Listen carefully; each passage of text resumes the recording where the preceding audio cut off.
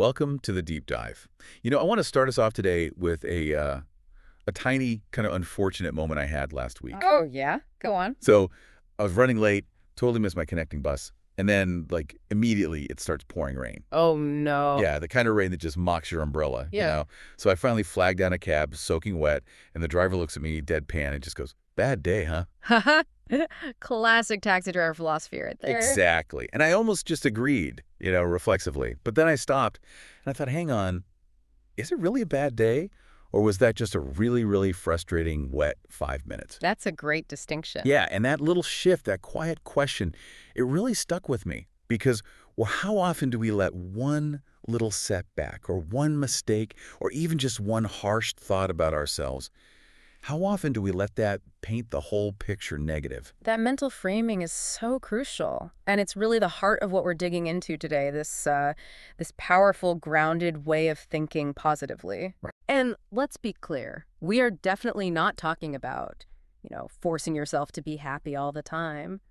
That's not it. No, not toxic positivity. Exactly. We're diving into cognitive resilience, that internal shift that can genuinely help you listen better, speak more clearly, even learn faster, Right. and maybe most importantly, help you forgive yourself. And that's key for you listening right now. I mean, think about it. How many times have you maybe stepped back from a challenge or didn't submit something or maybe quit learning a new skill halfway through? Mm-hmm. All because that little voice popped up, the one that says, you're not really smart enough for this, or you're just going to fail anyway. We've all heard that voice. Totally. So if that sounds familiar, our mission today is to kind of break that myth that positive thinking is just fluffy. We want to explore the real science behind how this mindset can actually move you forward. Okay, so let's unpack that. We usually think mindset is all internal, right? Like how I feel about my day. Yeah, very personal. But what's really fascinating, I think, is how having a positive, open mindset fundamentally changes how we interact with other people, our social world. Oh, absolutely. Yeah. It's like the ultimate social lubricant, isn't it? I mean, we all know the flip side. We do. That person who, everything you say gets filtered through this gray lens. You share good news, like, hey, I got that promotion. And their first reaction is, oh, but doesn't that mean more stress? Like weekend's gone, sounds awful. Or you say, I started learning Spanish. and they jump to, oh, the grammar's impossible. Do you really have time for that? It just closes things down. Totally closes doors. It's a cognitive dead end, like you said. Right. Whereas a truly positive mindset, it fosters what we call psychological safety. Positive communication isn't about being fake cheerful. It's more about listening. Listening differently. Yeah, listening to actually understand, to be curious about where the other person is coming from. Not just waiting for your slot to jump in with a reply or, worse, a critique. And there's actual research behind this, right? It's Yeah. not just a nice idea. Oh, definitely. There's a really solid body of work on the social effects. We're talking about the broaden and build theory. Broaden and build. Okay. Yeah, proposed by Dr. Barbara Fredrickson back around 2001. It's a key piece. She argued that positive emotions, things like joy, interest, contentment, they aren't just feelings, they do something. They have a function. Exactly. They literally help people broaden their momentary thought-action repertoires. Okay, that's a bit jargony. Let's break that down.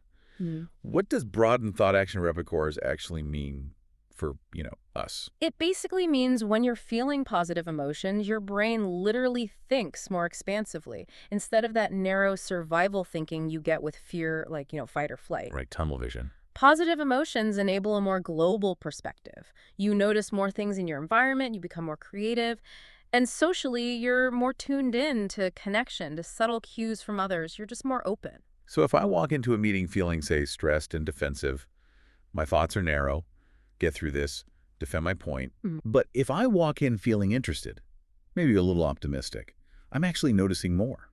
Like the room dynamics, what others are suggesting, listening better. Precisely.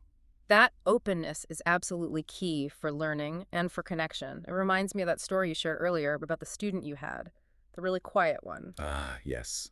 Her English grammar was, let's say, a work in progress. Very messy. Right. So how did the mindset play out there? Well, if I'd gone in with that narrow corrective focus, that's wrong, fix that adverb, Mm-hmm. what would have happened? She probably would shut down, worried only about the next mistake. Exactly. Narrowed her field of action. So instead, I deliberately focused only on the good. I found something genuine and said, that point you just made about the economy, that was really clear. And that little piece of positive feedback, just acknowledging the clarity, not judging the grammar. It was like a switch flipped. Yeah. Her whole face changed. You could see her think, oh, wait, I'm safe here. Like a cognitive release valve. Totally. And she just started talking more, way more often, and for longer. It wasn't like her grammar magically fixed itself overnight. No, of course not. But her willingness to use the skills she had, that expanded instantly. And that willingness, that's what leads to the real improvement down the line. The positive mindset created safety, broadened her actions. That's a great example of how our internal state influences others. But what about when the positive push comes from outside? From someone else believing in us? Oh, yeah. The power of external belief. Yeah. You ever felt that? Like you performed way better than you thought you could just because someone else expected you to. Absolutely. It's a real phenomenon. I remember auditioning for this acting class. Super intimidating. And I only did it because a teacher I really respected told me flat out, you can do this. You have the capacity. I expect great things. Wow. I was terrified. But honestly, I pulled out a performance I genuinely didn't know I was capable of. That expectation somehow unlocked something. That's a perfect illustration of what psychologists call the Pygmalion effect. Right, named after the Greek myth, the sculptor. Exactly. The sculptor who fell in love with his statue and it came to life.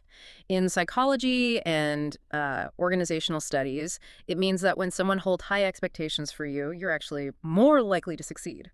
It sounds almost mystical, like just believing makes it so. How does it actually work? What's the mechanism there? That's the crucial part. It's not magic. It's about behavior. When a teacher or a mentor or a boss genuinely believes in you and expects you to do well, their behavior towards you changes in specific, measurable ways. Okay, like what?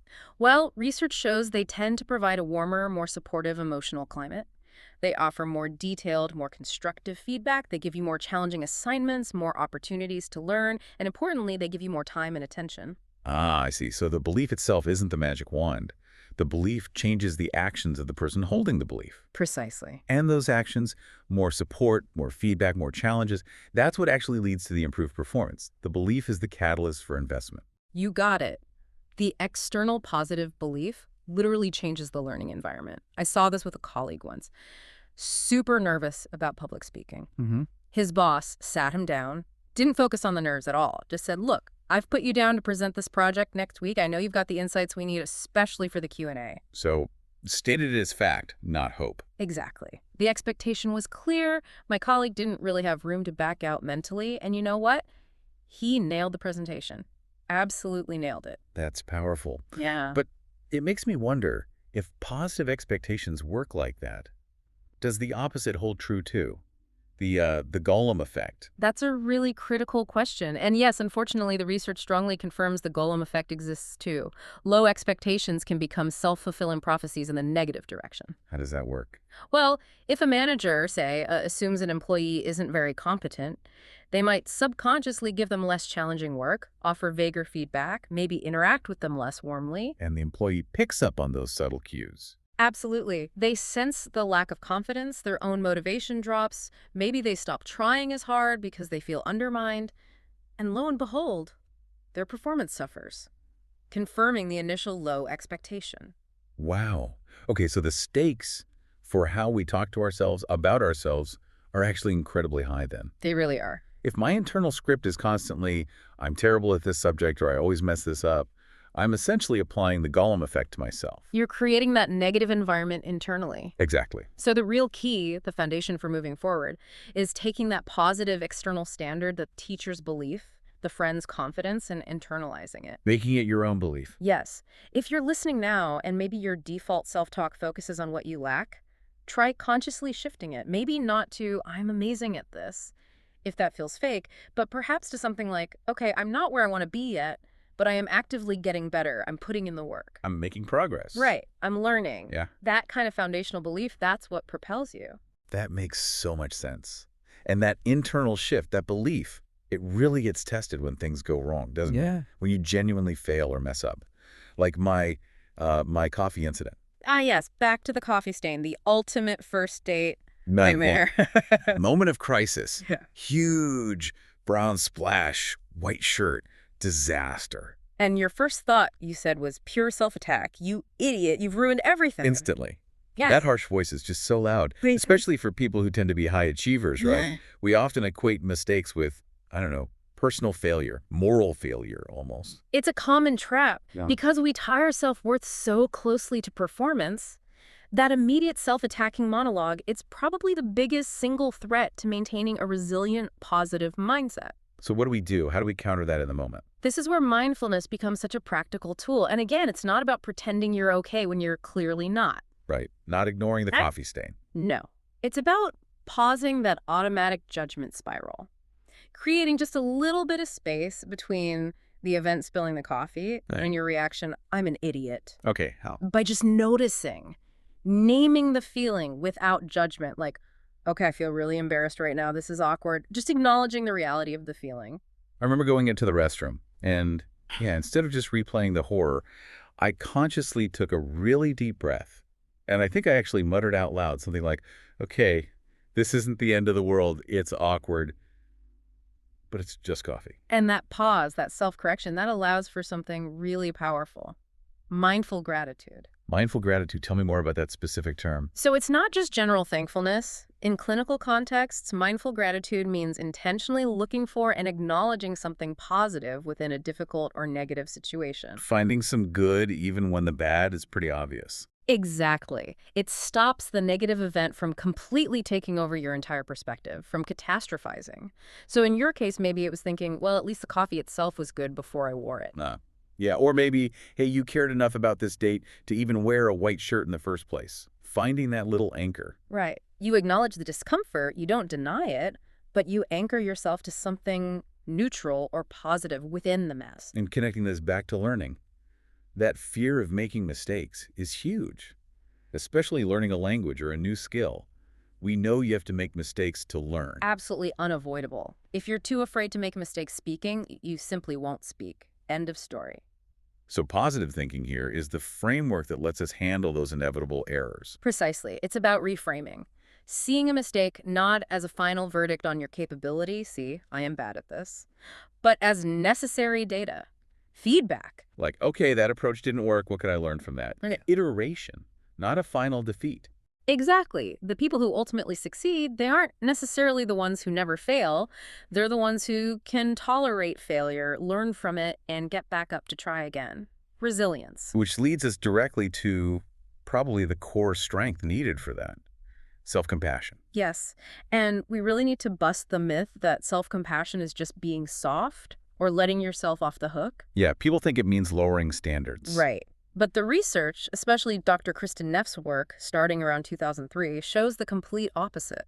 Self-compassion is a bedrock of resilience.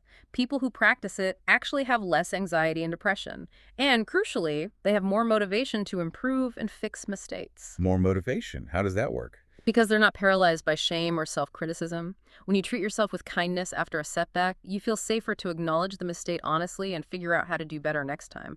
Self-criticism just makes you want to hide. Okay, so what does real, practical self-compassion look like? Beyond just vaguely being nice to yourself, what are the components Neff identified? Neff breaks it down into 3 core parts that work together. First is self-kindness versus self-judgment. That's actively comforting or soothing yourself when you're suffering instead of attacking yourself. Okay, like talking to yourself as you would a friend. Exactly. The second part is common humanity versus isolation. This is huge. It's recognizing that suffering, failure, imperfection, these are part of the shared human experience. You're not alone in spilling coffee or messing up grammar. Everyone struggles. That instantly takes the sting out of it, doesn't it? Reduces that feeling of unique shame. It really does. And the third component is mindfulness versus over-identification. This brings us back to that balanced awareness, seeing your pain or your mistake clearly without ignoring it, but also without letting it become your entire identity or exaggerating its significance. So kindness, realizing you're not alone, and keeping perspective. Those 3 together. That's the toolkit. It helps you manage the inevitable difficulties without getting overwhelmed or turning on yourself. It stops that internal battle. It really reframes the whole thing. That question, would I say this to someone I care about? Yeah. If the answer is no, then you shouldn't be saying it to yourself. It shifts the goal from finding fault to finding support. Beautifully put. And once you have that foundation of self-kindness, that acceptance of imperfection, there's one more crucial quality you need for any long journey, like learning something new. What's up? Endurance. Plain old, sticking with it. Ah, yes. Because quitting often isn't about lacking desire, is it? It's just getting tired, especially when the results aren't immediate. Exactly. Learning, in particular, often feels like you're putting in massive effort for ages with absolutely nothing to show for it. That's the quiet quit zone. Running in place. Totally. Yeah. That's why we talk about needing loyalty to the process, not just the outcome. You have to keep showing up, keep doing the reps, even when it feels completely stagnant. Like the language learner who studies for 2 years and still feels clumsy speaking. Precisely. They're comparing their current self to that fluent future self, and that gap feels impossibly huge. It can be utterly paralyzing. The death of motivation right there. Yeah. So how do we bridge that gap psychologically? How does the mindset help us endure? We use the positive mindset to deliberately shift focus, move away from outcome goals towards process goals. Okay, explain the difference. An outcome goal is something like, I must be fluent by December. It's big, maybe intimidating, and often depends on factors outside your direct control. It's brittle. Right. A process goal, rooted in that positive self-belief and self-compassion, is something like, my commitment is to study for 45 minutes every single day, Yeah. regardless of how I feel about my progress today. Ah, so you're focusing on the action you can control, the daily habit, not the distant, potentially overwhelming result. Yeah, exactly. It gives you a continuous stream of small successes. I did my 45 minutes today. Win. Instead of constantly measuring against a far-off, potentially demoralizing benchmark. That makes endurance feel much more achievable. It does, because progress is rarely linear, right? It's often more like an S-curve. You get some quick early gains, then you hit this long, frustrating plateau where it feels like nothing's happening. That's the danger zone, where most people give up. That's the spot. But if you have the right mindset, the self-compassion, the focus on process, you can persist through that plateau. And then often, quite suddenly, you get that breakthrough, that upward surge in competence. So the positive mindset isn't about pretending the plateau isn't hard. It's about having the tools to keep walking across it. That's it, perfectly. It's the quiet strength you need when nobody's cheering, when it's just you and the commitment. It's not everything is great. It's I don't have to be great yet. I just have to keep going. That endurance, built on kindness and focusing on the process, that really feels like the key takeaway. Remember, just one small intentional shift in how you frame things, how you talk to yourself, it can make a real difference in how you speak, how you connect, how you learn, how you show up for yourself. Absolutely. So before we wrap up this deep dive, maybe we can leave you, the listener, with just 3 quiet questions, things to mull over, building on these ideas from, Fredrickson, Neff, the Pygmalion research. Yeah, let's hear them. First, when things do go wrong, a mistake you make, maybe a project doesn't land right. What's your immediate internal reaction? How do you speak to yourself in that moment? And is there maybe room for just a little more kindness there, a little less judgment? Good question. Okay, second. Second, the next time you face a setback, or maybe hear some negative feedback, what if, before you react, you just took one deep breath? 3 seconds. What insight, what different perspective might show up in that tiny pause? Interesting. Creating that space. Yeah. And the last one. And finally, thinking about that Pygmalion effect. Who in your life has helped you see things more positively, maybe just by believing in you, perhaps even more than you believed in yourself at the time?